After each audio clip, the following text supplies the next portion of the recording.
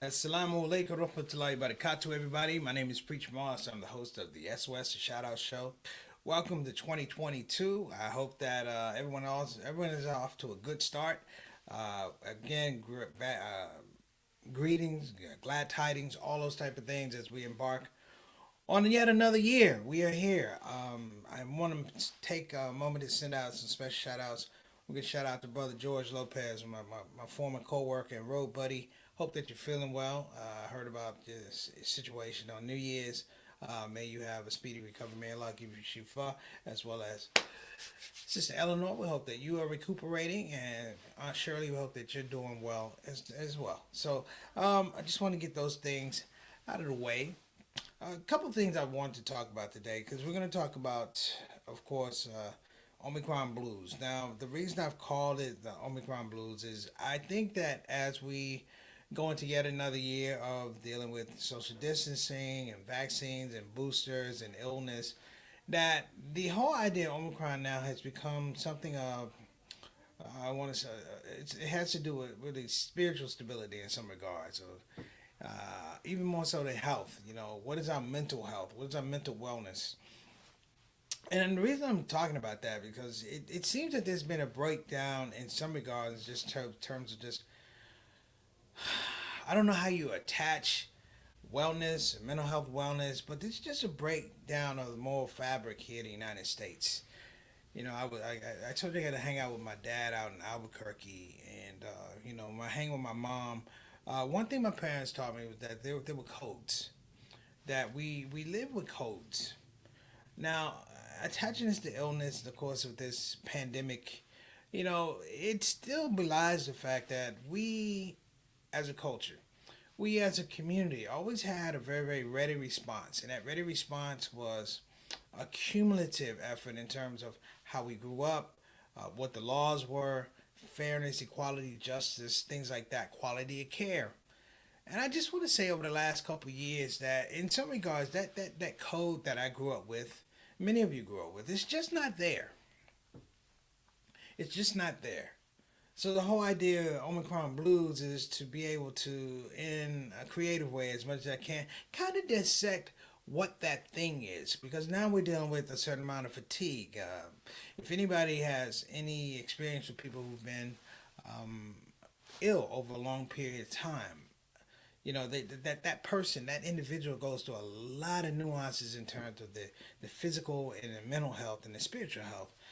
Sometimes you're up, sometimes you're down. We'll all come to a day where this is going to be the best it's going to get in terms of our health.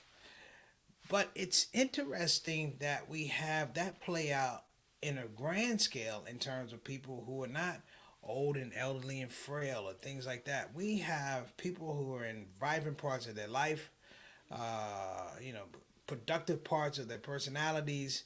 We find them somehow curtailed dealing with COVID and, of course, the new variant, Omicron. So what I'm going to do today is try and break that down a little bit, but try to align it with some of the things I'm seeing in terms of what is the social impetus. You know, Omicron. A lot of times, if you look at old diseases, I remember Legionnaire's disease. I remember the Great Flus and stuff like that. What they provided in some regards was a community build. There was a pathway out of the illness to wellness. The community understood and reacted a certain way. I call it the chicken soup. The chicken soup. Are you sick? Here's some soup. We used to laugh. Feed the cold, starve the flu, things like that. But we're not dealing with those type of things. And I realize those terms, the mere mention of food, has to do with the fact that people are caring for people. And when I say people are caring for people, this is what I mean. That there's a community persona, that there's a community identity that literally we embrace the sick. We embrace the sick. Now, there are a lot of different dynamics, of course, with this pandemic, but is it really a lot of different dynamics? Is it the fact that we have moved away in some regards from these codes, from these standards that we had growing up? I find myself sometimes a little disheartened watching how people treat people. And when I say people treat people, I mean people who treat people who've taken care of them, how they treat people who've loved them, how they treat people who've raised them up, and it appeared to me actually yesterday, and I'm trying to formulate my thoughts. It appealed to me yesterday that there's a large contingent in the world of people who just don't care about other people. And I even throw out, they don't know how to care about other people. So we're going to be talking about the Omicron blues, and we're going to get into some nomenclature in terms of this particular uh, cycle of COVID-19 that we're dealing with. But we gotta connect the dots. So today, I hope, inshallah, you'll let me connect the dots with you. All right, we'll be back. I'm Preacher Mars. This is the SOS. Let's go ahead and get it started, Satana.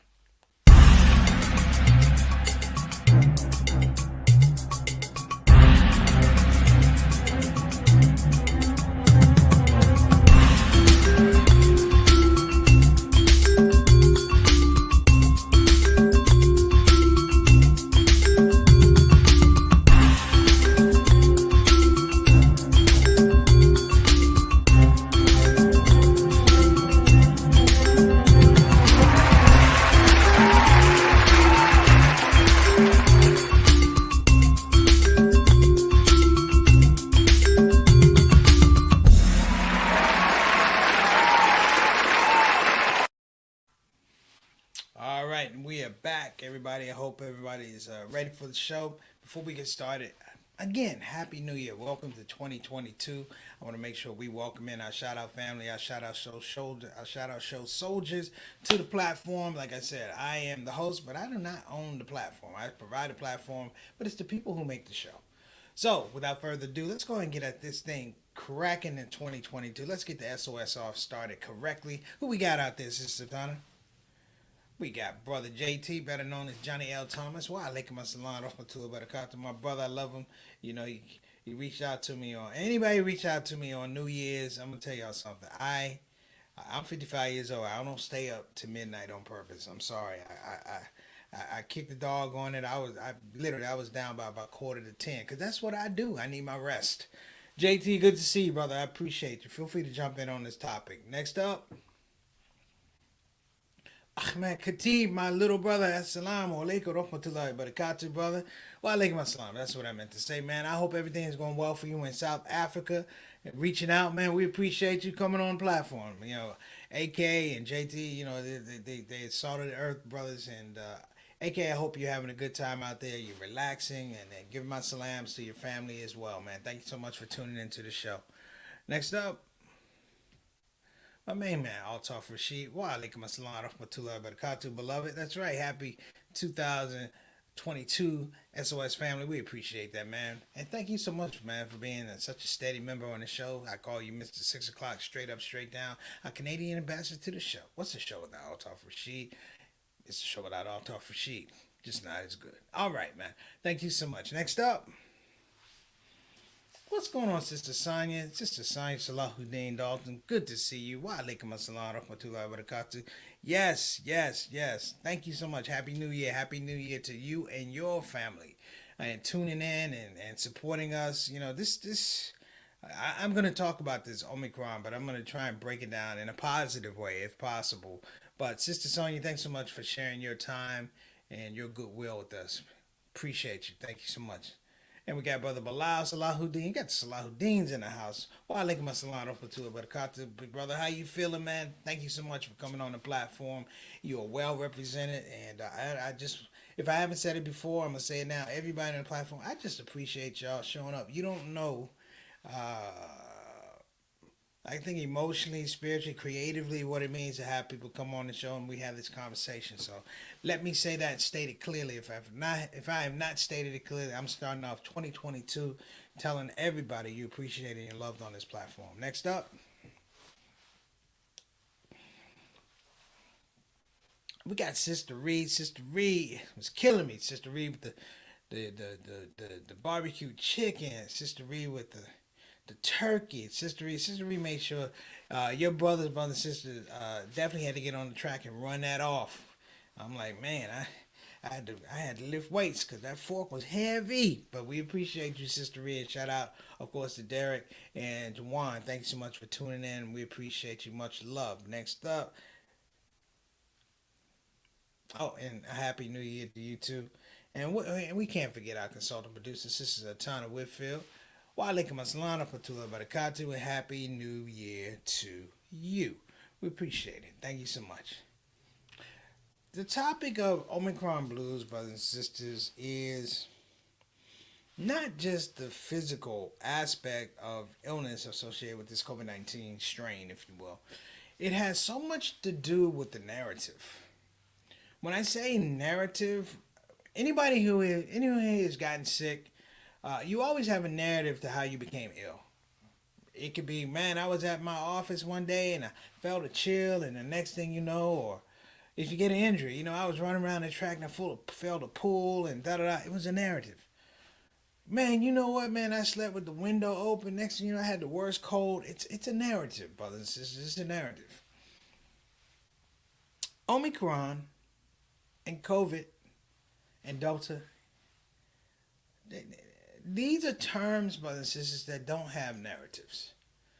These are terms that we have just introduced into the English lexicon to begin talking about things that are happening to us and around us. The idea, if you will, of language being attached to illness or physical wellness or spiritual wellness or mental wellness, it's not new, but in this age of social media, we have become these things. One day, I don't know when, but one day they're going to do a study and they're going to find out that some of the people that they declared dead from COVID weren't really dead from COVID. I don't know when that study's going to be. But they're going to find that COVID may have contributed, but it was the underlying factors and the stress put on the underlying pre-existing health conditions that pushed people over the edge, that made people a lot sicker than they normally would be. And the narrative, brothers and sisters, will be delineated away from it was just COVID. The narrative be that we didn't have an effective health response, we didn't have effective vaccine response, or we didn't have proper hospitalization. The care changed because the impetus changed. And I'm saying that because as Omicron has come, brothers and sisters, we find ourselves in a situation where we are watching these strains or these variants come to our country. As much as we talk about the deadliness of Delta, there was a period when you turned on the news, Delta was killing over 1 million people in India. Over 1 million people. Well, not 1 million people. I think over 1 million were infected. I'm sorry. But it was doing a job on the people in India. And on top of that, it totally collapsed and taxed their healthcare system.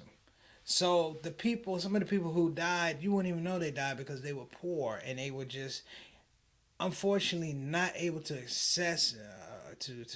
access good health care, meaningful health care. You hear horror stories of people taking their loved ones around in cabs trying to get oxygen tanks because they couldn't get the ventilators. These are real true stories. But the interesting thing is that narrative somehow doesn't translate here. And I'm puzzled. To be a leading country, a powerful country, a G7 country with all this technology, it seems to me that the communication somehow, someplace broke down. We are now seeing, brothers and sisters, retreads of poor decisions and, of course, poor execution. What I mean is, we talk about Omicron, but we don't really talk about how Delta got here. We talk about COVID, but we don't really talk about how Delta was really the thing that really hurt people. There was a strain before Delta, brothers and sisters. And that strain before Delta, of course, it did damage, but Delta came and just crushed everything. And now we have Omicron. Now, what am I getting to the point? What am I trying to say? What's my point here, brothers and sisters? Is that the narrative that we're going through right now does not necessarily reflect our best interest. It doesn't reflect a higher logic, a higher reasoning. We are sitting in a space, brothers and sisters, where things are happening to us. They're just happening to us. We're not as proactive as we need to be. And this goes to the fact that, I was doing some work this weekend, just helping out somebody, and it was trying to help out the elderly. Now, anybody knows this with the elderly is part of the tough part of being older or being elder is the fact that as your body wears down, you don't have the mobility that you normally have. You hear what I'm saying? You don't have the mobility that you normally have. You know, in our places of worship, we set aside places to make sure that our seniors are tended to carefully, that we make sure that their best interests are represented, that they're not trampled when the service leaves, that you have people that escort them to their cars, pick them up. You know, my father told me plenty of times when he would pick up a senior in a van and stuff like that. But I don't necessarily see that in terms of the general welfare of the people. We're clearly in a space where we've gone through several, if you will, versions of COVID 19. Omicron has a distinction of being extremely highly contagious, but we're not necessarily rallying around that. We're not necessarily rallying around it. We're still dealing with the aspect that, for lack of a better word, that the people who are really being affected by Omicron are literally the people who have been affected by Delta because they're not vaccinated. They're unvaccinated. In the Omicron blues, brothers and sisters, is this fact that we are dealing with very high levels of anxiety, stress, and fatigue. That our best foot forward for many people is not a foot at all. Our best foot forward doesn't even get another person coming forward. They retreat back. And we find ourselves in this weird balance, this funky equilibrium that doesn't work for anybody because in the end, we're still dealing with the fact that this narrative doesn't make sense. That we clearly have become a country or an environment or community of people who see things rationally, and those don't want you to that don't see things rationally, but they don't want you to see things rationally. That's a big difference. They don't want you to see things rationally. And the response, brothers and sisters, has been sparse. While we have a highly contagious situation now, and of course businesses will be affected. Businesses will be affected, schools will be affected. You're talking about the esprit de corps of pathway forward for education, finance, business, quality of life, and lifestyle. Over and over and over, it seems to me that we keep missing the point. That Omicron is, as some folks say, this may be a good thing because it's a pathway from the pandemic. We're going from a pandemic to something that's endemic. And if you guys know the difference between a pandemic is, you know, they call it the passport. You can go everywhere. A pandemic is everywhere. You know, an epidemic is in one space, and it might be, you know, an outbreak. And an endemic, it stays in a local area. But even that, brothers and sisters, just the idea that something could be endemic, or we're talking about the COVID-19 being endemic, it scares me because people are beginning to rearrange the seriousness and the profundity of what we've gone through as a country. Let me explain. Our school system right now is going through a situation where many of them are going to probably go back to remote learning. The problem with going back to remote learning is the fact that the skills base, the exchange between teacher and student has always been in in-person learning. The problem now, brothers and sisters, is that the grade levels, the testing has suffered over the last year and a half. But even more so, you now have a precedent because the economic aspect of teaching school for a lot of parents is that the children stay in class so that they can work. So the teacher finds themselves buttresses between the welfare of the students and being able to provide a pathway for parents to go to work. Omicron, at this point in time, while people say it's not as serious, and I want to make sure I make this point. People say that, it's not as severe. But what does that mean if you have a disease, or not a disease, but you have a virus that can kill you? That it's not as severe. Let me tell you guys a little something, and you know what I'm about to say most likely. Take concussions. Take concussions. There have been several cases of young football players dying on the football field, and people don't know why. And they find that this person had a concussion or several concussions. But here's the deal. You can have a concussion and another concussion and another concussion, serious head injuries. But it could be just a small touch that could kill you because these things weaken the system. We don't know if there's another variant coming behind Omicron. What if this is the one that loosens everybody up and gets everybody more susceptible? I'll give a prime example.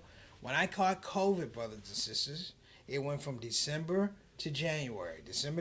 Many of you remember I caught COVID 2 days after Kobe Bryant passed away. May Allah be pleased with him. But here's what I'm going to say. Before I got sick in January, I spent a large part of December ill with an upper respiratory infection. I had an upper respiratory infection. I was supposed to perform at a time to be grateful in LA. I couldn't do it. Shout out to Sister Nina. But I couldn't do it. And I was afraid to fly because this upper respiratory infection didn't feel right. And fast forward to January, what happened was, as I went into January and I felt better, if you will, but still trying to overdo work, then not really getting my rest, I was susceptible to COVID. And when COVID came, I was already tenderized. I was already set up for COVID. And when it came, it did massive damage. It did a lot of damage.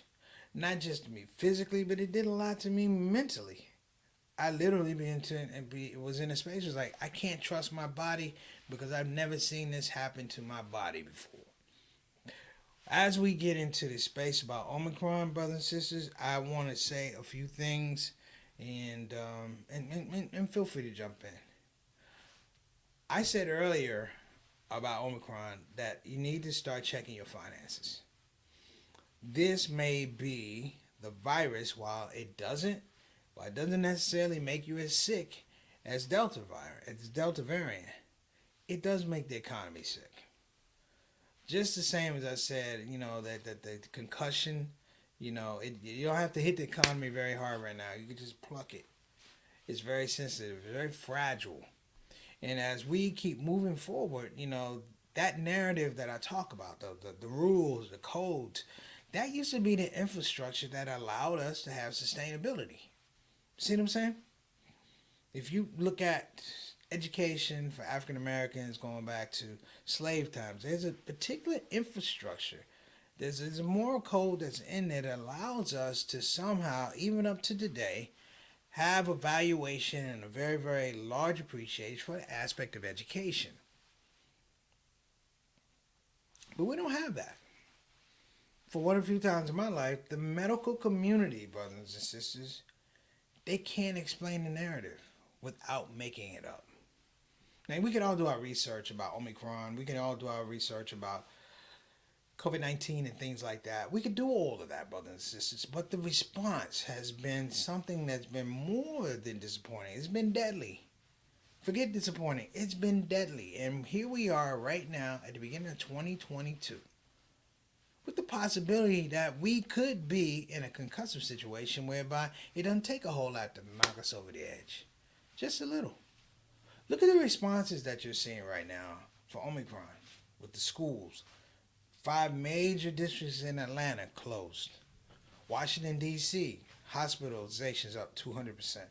You have all of these things that are going on.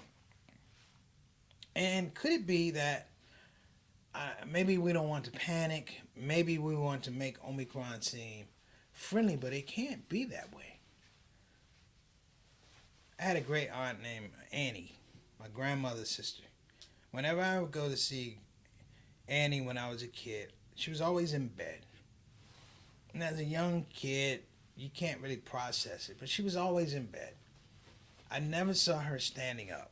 I never saw her walking around the house.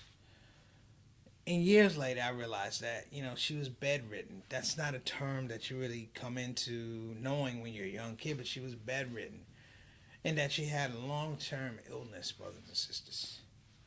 And the tough part about a long term illness is the idea that you play in your mind, today I feel X.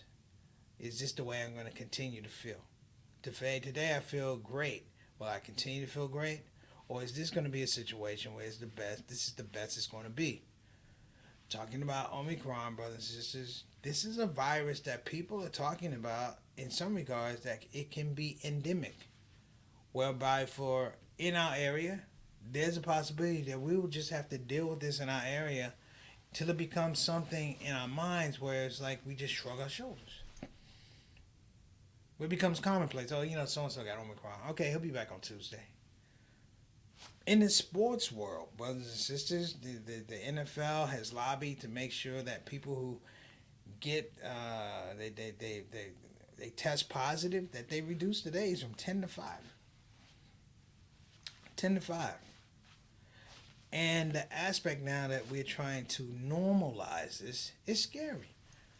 They have a COVID-19 pill.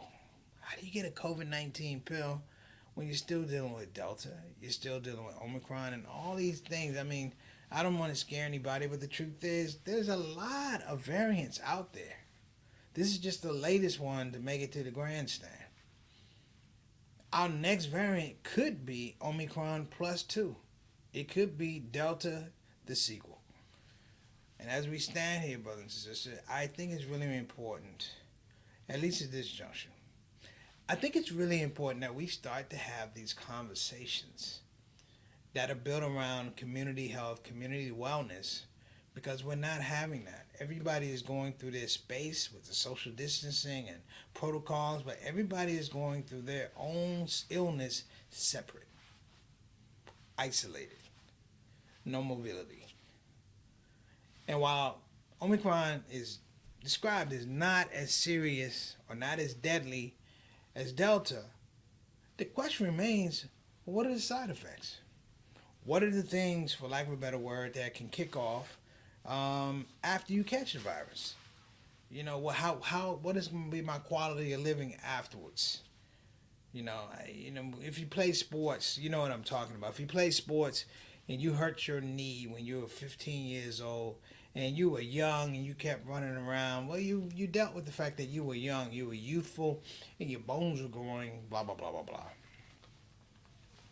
But then you get to be 55, you get to be 60, and that knee that you hurt when you were 15, now it's way problematic.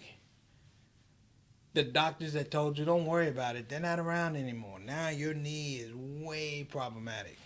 It hurts when you bend. It hurts when you stand up. It hurts when you sit down. Like, these are some of the things I'm trying to bring to the forefront, because we could be talking about Omicron the same way.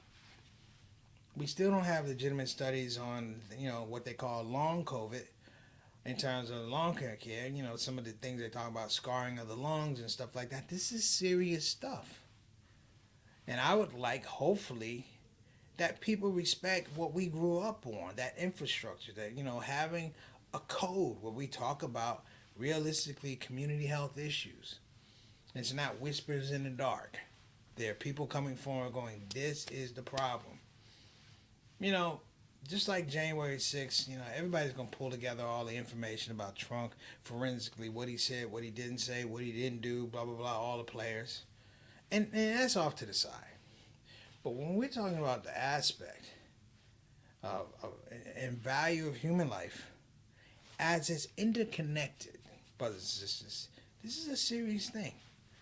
And I believe that it deserves attention, and I hope, inshallah, that you give it the attention that I'm trying to give it. All right, that's our show for today. Let's go ahead and wrap up, Sister Satana. What's going on, LA? Wa alaikum assalam wa rahmatullahi wa barakatuh, brother. My main man, LA Hardy, a very, very talented comedian from the city of Cleveland, Ohio. Outside of being a talented comedian, just a heck of a guy. Good brother, man. Good brother.